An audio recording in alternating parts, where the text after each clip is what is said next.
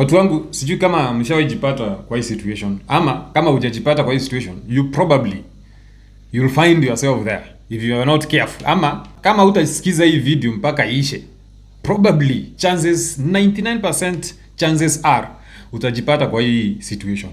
And mark you, this is a very awkward situation. It's a very discouraging situation. Situation nzuri kujipata. And I'm talking about pale kwa airport.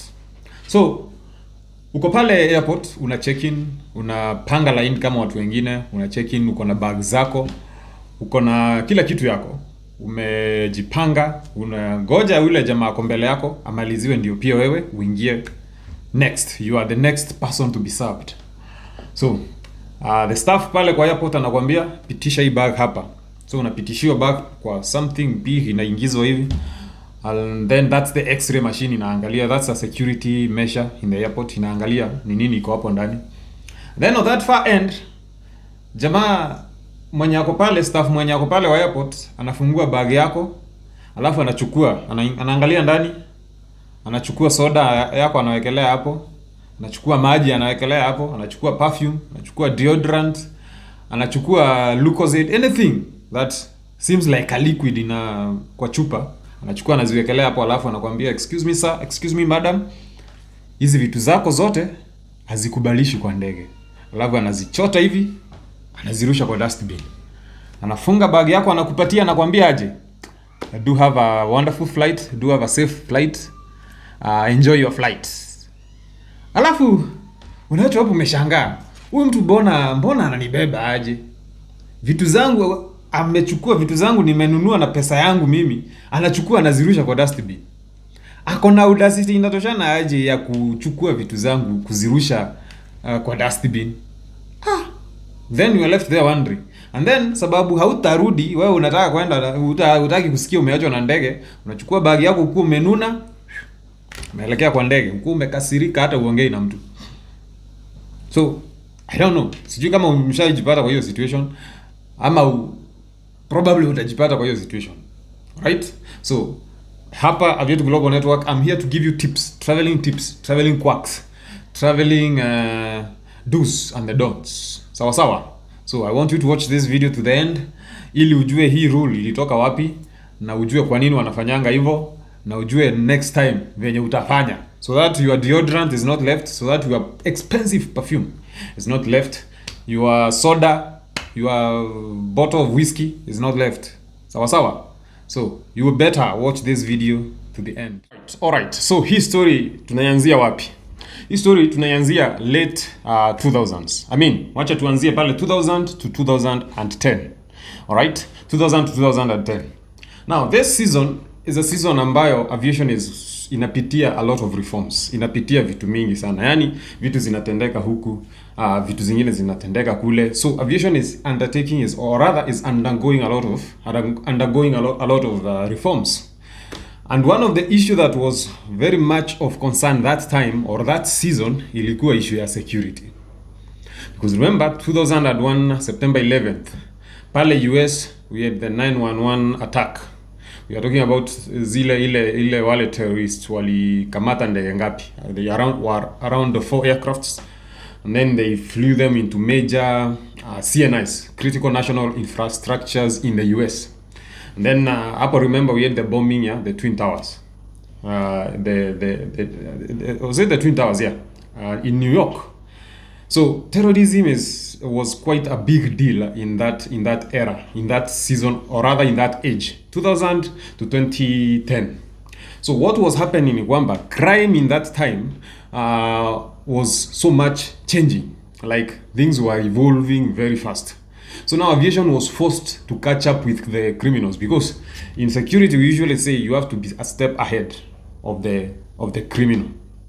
So that's why of course we have very many intelligence bodies and all that, and actually one of the intelligence bodies in the UK is involved kwa hii story. So that time terrorism is such a big deal, and now these bad guys, terrorists, realize that aviation is a big deal in this issue. Why? Because aviation, one, can be a good target for terrorists because of iko na like ndege ikitoka hapa ikitoka place moja iende ingine, iko na nationalities wengi sana. Iko na, of course, ni lucrative. Unasikia ukipanda ndege unafurahianga, ukiambiwa unaenda kupanda ndege, you are very happy, you feel like yes, so it's quite lucrative. And then inaguza some of very critical national infrastructures, because we are talking about the airport ni entry point. Inaguza nationality ya hiyo that country, that specific country. The aircraft ya hiyo country, it represents the nationality, ni kama bendera ya hiyo nation, right? So now remember, these criminals now are targeting so much the US and the UK and all that. So they realized aviation can be a good mode of target. Like tunaweza tumia aviation ku target ile nation tunataka, na tutawaguza in a very deep manner. Sawa. So pale 2000, of course, sasa hiyo unfortunately the 911 incident ikafanyika. Then sasa tukakuja 2006. That year sasa UK is now facing major bombings around the nation's capital. We are talking about London, we are talking about major cities.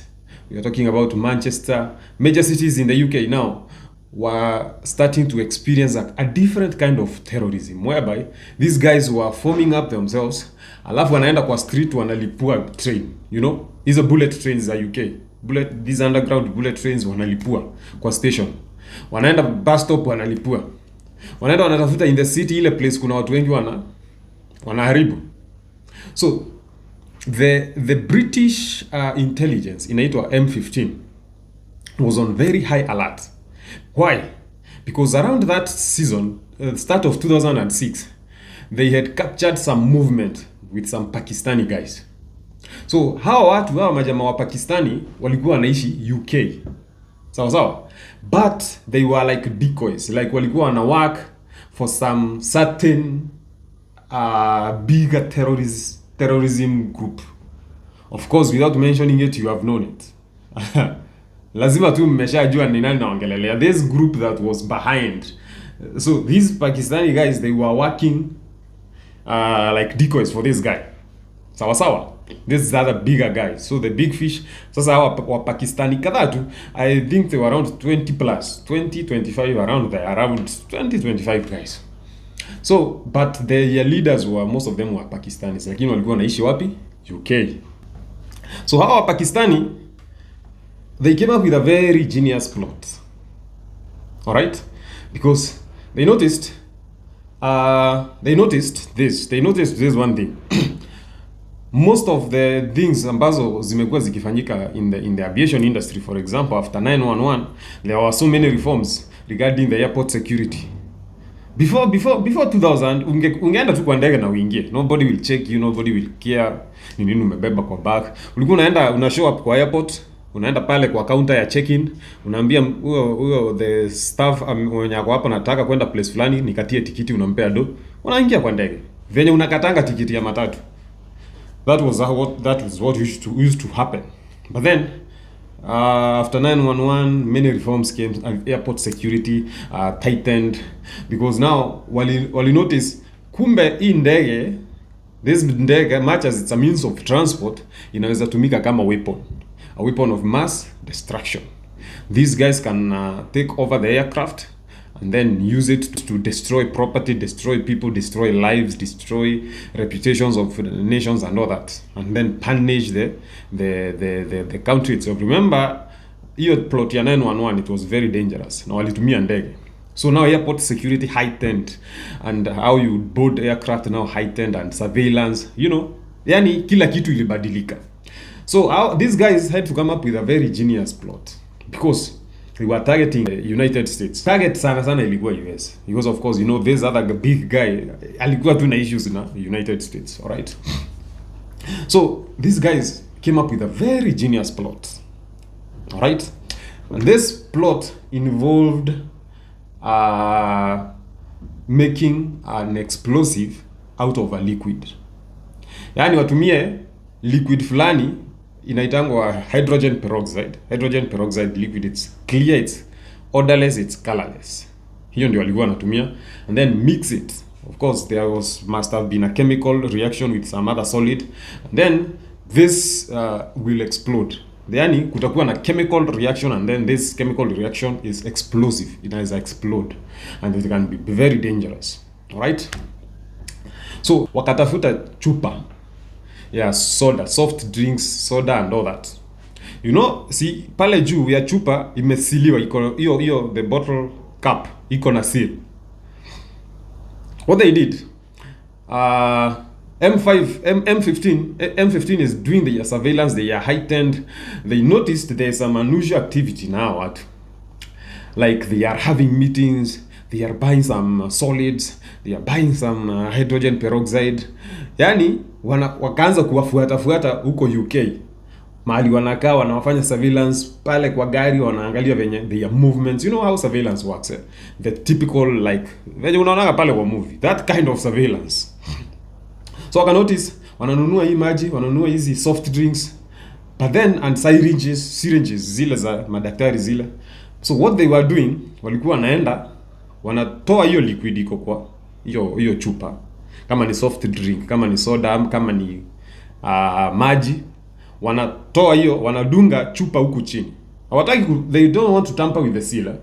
Hii seal hapa juu bado iko intact, lakini side ya chini wanadunga, wanatoa that fluid or that liquid yenye iko ndani, alafu wanajaza hiyo chupa na hydrogen peroxide. Remember, this is a very explosive thing. All right? So the scheme was to cheat around the airport security. So akiapia pale kwa security wa airport, ataonyeshana chupa, like itapitishiwa kwa x-ray machine. Of course that time technology haikuwa ya kwamba inaweza detect. The x-ray machine will just sense us hii ni maji. Yule mtu wako kwa x-ray machine ama yule mwenye ako pale mwingine staff akifungua chupa bag yako ataona umebeba maji. Pretty much straightforward. You see how genius it was, eh? So akitoa hiyo wanabeba, wanadunga syringe hiyo ni hydrogen peroxide, and then wanaweka that solid forgotten the name. I'll get the name of that particular solid yenye ikimixiwa na hydrogen peroxide ina explode. Right? So the surveillance, M15 did their surveillance, wakaangalia, wakapiga mahesabu yao, wakaona these guys, there's something they are forming. There's something that is in construction. Hawakuwa na exact details, or they really could not lay their fingers straight into what these guys were planning, but they were very sure there was a terrorism, a major one, act that was being prepared. Now, through the intelligence zikaendelea kukuja, and then they realized, okay, this was targeting the aviation industry. All right? This is targeting the aviation industry as a whole. So now they were not very sure. How do we stop this? Because again, waki strike mapema sana, they might not catch the whole group. Wanaweza kosa kushika hao watu wote. Some of them may escape, and the plot the plot may not go through, but then the elements that are involved wanaweza toroka wengine. But then there's a tricky balance here. Tena wakichelewa sana, these guys can strike ahead of them. All right? So they never knew really what was happening. But then the intelligence wakaendelea kufanya surveillance, and then they realized this thing was targeting transatlantic flights. Hizo ni zile ndege zinatoka, remember hapo katikati ya zinatoka London, zinaenda New York, zinaenda Dallas, zinaenda other cities in the United States. So ukiangalia hapo katikati ya Europe na US, there's this huge this huge gap which is covered by the North Atlantic Ocean. So that's why the flights across, they are known as transatlantic flights. Zinaitangwa hivyo. Flight yoyote inatoka Europe inaenda US of A. So these guys, this Pakistani, and I don't know whether all of them were Pakistanis, but then they were mixed up because they were over 20 guys. Walikuwa wamepanga the plot was exactly like the 911 plot. Wapande ndege zenye zinatoka London, because London of course is the central Heathrow is the central point of like the world in terms of aviation, because of course you remember Heathrow has been named as the busiest airport for quite a number of years right now. Alright, so ilianza kitambo. London was quite strategically and geographically well placed. So walikuwa wamepanga onboard ndege zenye zinaenda US, wengine waboard yenye inaenda New York, wengine Boston, wengine San Francisco. Yani these states, zile ndege zinatoka either inaoperatiwa na British Airways ama inaoperatiwa na Delta ama inaoperatiwa na United, yani whichever airline. Walikuwa wamepanga hii siku August waboard hizo mandege, then halfway kwa Atlantic Ocean wazilipue. Okay, so this was supposed to be the biggest, the most dangerous, like the worst aviation attack in history. Yani the magnitude of this thing, according to the analysts, this one could have been the worst, because we are talking about 15 plus flights. Imagine. Now these flights, these transatlantic flights, most of them, even that time, were being operated by wide body aircraft. We are talking about 777. That time ilikuwa imesha, it was operational. Talking about Boeing 747s, they were operational. Airbus A3, that was operational that time. You see, big huge jets. So this was not a small thing, because remember these jets are carrying over 200 guys, 200 people, and we are talking about 15 plus flights. That was the plot, because these guys kama wange succeed, walikuwa waingia na hizo chupa in clear liquid, alafu waingia kwa ndege, halfway across the Atlantic, boom, everything goes in shatters. So now this day, on August 15, because the intelligence has been coming in through the M15. This is an intelligence investigative unit in the UK. They were able to stop this particular attack, which was planned on this date. So of course the UK was working with the US, and then the Pakistani government was also involved, because there were so many activities that were happening around that time, and these guys were looking for new ways to attack aviation industry. Okay, not just the aviation industry, but they were looking for new ways to attack. But then aviation was at the center of this whole thing. So they were studying, how are things done in aviation? How are processes done in aviation? Procedures zinakuanga vipi hapa kwa aviation? Because aviation is a nice target. It's a very lucrative target in terms of that. So now this plot was able to be neutralized, all right? Majamaa, before they executed that plan, they were arrested.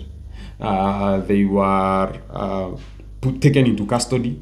See, I will follow up for the whether or what happened later on concerning the plot and mahali walipelekwa and all that. But then the point is, the plot to bomb transatlantic flights was neutralized. Which these flights were supposed to be originating from London to different cities in the US of A. So, hapa aviation, there is something inaitangwa safety management. Okay? Safety management, there is a way. It has been improved over and over years. That's why aviation is currently the safest mode of transport. Ukipanda ndege, chances are 100% chances are utafika mahali unaenda safely. Why? Because there has been systems that have been improved over and over again since those years. So one of the way, there are major ways which aviation safety is improved in aviation: through a reactive way, through a proactive way, or through a predictive way. All right. So a reactive way is whereby something almost happens or something happens, and then sasa tuna react so that next time haitafanyika. Sawa. Next time, to avoid it happening in the future. That's why in most cases an accident will happen once in aviation and you never hear of such an accident again, because investigations are done, alafu watu wana come up na means za kuavoid hii kitu ifanyike tena. Then of course there is a proactive way. Proactive through audits, monitoring the system over and over again, each and every time. Like you are checking, hey, what are we doing? Are we implementing what we have said we will implement, or are we failing to implement something we said we will implement? Proactive way, then the predictive way. Tunaangalia, tunaona okay, this thing in the future inaweza to cost, so unafunga hiyo gap before that thing happens. All right. So now the reactive way in which aviation reacted, the way in which aviation reacted towards this particular thing, incident, liquid bombing in 2006, ni kwamba now security went a notch higher, or a step higher from where it was, right? That's why from that time, actually around that season, hiyo August yote and then the rest of 2006, haungeingia na liquid yoyote kwa ndege. Like ulikuwa unafika hivi kwa airport, if you are carrying any liquid, inawachwa, haiwezi ingia. Sawa sawa, because now the experts were sitting down to see how can we curb this, how can we avoid this.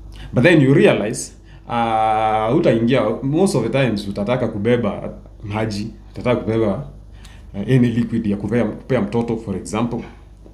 Kama uko na medical issue, utahitaji kubeba some liquids and all that. So there has to be a way in which we have to allow these liquids on board. But then how do we ensure that whatever we are allowing on board is exclusively safe, is sterile as much as possible? Yani hakuna threat yenye tunaletewa out of this liquid thing, right? So experts came up with various recommendations from this plot. Recommendations ya kwamba you cannot enter into an aircraft, you cannot board an aircraft when you have over 100 milliliters of any liquid. Okay, unless there is a justification, and it has to be a proper justification, for example in case of medication. Okay, so that's why from that time wezi ingia kwa ndege na any liquid that is beyond 100 milliliters. Chupa yote iko more than 100 milliliters is a no-go zone in terms of boarding. Hawezi ingia nayo. That's why ukiapia pale kwa airport, watapitisha alafu waseme okay, this is more than 100 milliliters, boom, wanairusha hapo. Perfume 100 milliliters, boom, wanaitupa hapo. Lotion, boom.